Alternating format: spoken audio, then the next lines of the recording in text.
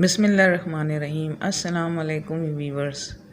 आज मैं आपके साथ बहुत ही मज़ेदार सी पकोड़ों की रेसिपी शेयर करने वाली हूँ जो कि बड़ों से ज़्यादा बच्चे पसंद करते हैं। चलिए रेसिपी स्टार्ट करते हैं। सबसे पहले 2 आलू लेके हमने उसको छील लेना है और छीलने के बाद अब उसको हम ग्रेटर के अंदर क्रश कर लेंगे।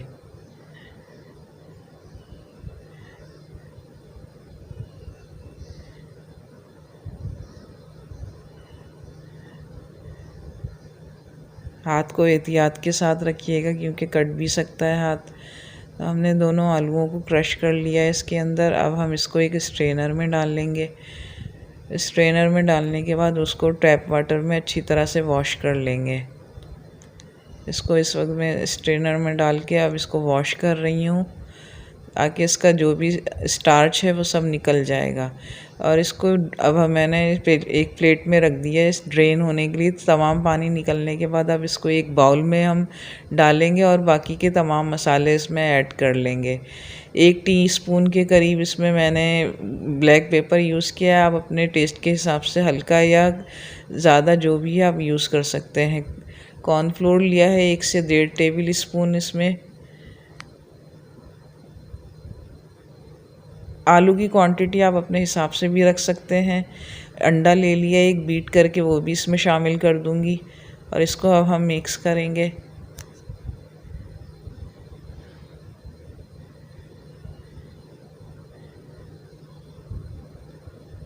इसके अंदर मैंने मैगी में जो हम टेस्ट मेकर आता है वो मैंने इसके अंदर टेस्ट के लिए शामिल कर लिया है।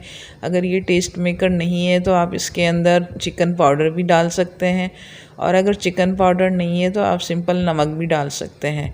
लेकिन चिकन पाउडर या ये टेस्ट मेकर डालने से इसका टेस्ट बहुत अच्छा हो जाता है। और अब मैंने इसमें 1 टेबल स्पून मैदा शामिल कर लिया और इन सारी चीज़ों को डालकर अच्छी तरह से मिक्स कर लेना है। एक बात का ख्याल रखिएगा कि आप ये तमाम मसाले उसी वक्त शामिल करिएगा जब आप इसको फ्राई करने जा रहे हो, क्योंकि ये मसाले ऐड करने के बाद ये थोड़ी देर में पानी छोड़ने लगता है। अब मैंने इसको फ़ौरन ही डाल के मिक्स करके फ्राई करना शुरू कर दिया है। इसको डीप फ्राई करना है। तेल अच्छी तरह से गर्म हो जाए तो इसको दरमियानी आंच पे फ्राई कर लेंगे ताकि आलू अच्छी तरह से पक जाए। एक तरफ से हो चुके हैं, अब इसको साइड चेंज करके दूसरी साइड से भी मैंने इसको फ्राई करना शुरू कर लेना है।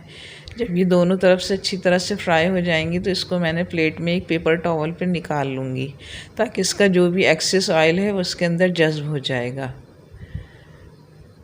अब ये इसको निकाल रही हूँ और अब इसका दूसरा बैच डालूँगी फ्राई होने के लिए।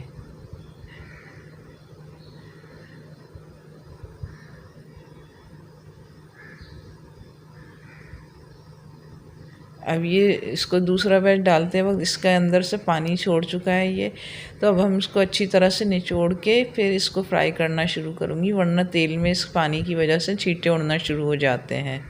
तो अब इसका बाकी भी जो बचा हुआ बैटर था उसको अच्छी तरह से निचोड़ के मैंने और अब इसको फ्राई कर लिया है। ये भी फ्राई हो चुके हैं और इसको भी अब मैं प्लेट में निकाल लूँगी। अब ये मज़ेदार से यम्मी से पोटैटो क्रश किए हुए ये आलू के पकोड़े तैयार हो चुके हैं और अब हम इसको केचप के साथ सर्व करेंगे। ये बहुत ही मज़ेदार रेसिपी होती है जो कि बच्चे बड़े सभी बहुत शौक़ से खाते हैं, और आप ये बनाएंगे एक दफ़ा और इसकी बार बार आपके पास रिक्वेस्ट आना शुरू हो जाएगी। तो इसको ज़रूर ट्राई कीजिएगा और मुझे इसका फ़ीडबैक दीजिएगा। मेरी रेसिपी पसंद आने की सूरत में मेरा चैनल लाइक और सब्सक्राइब कर लीजिएगा ताकि इसी तरह आगे भी आपको मज़ेदार सी रेसिपी देखने को मिलती रहें। शुक्रिया।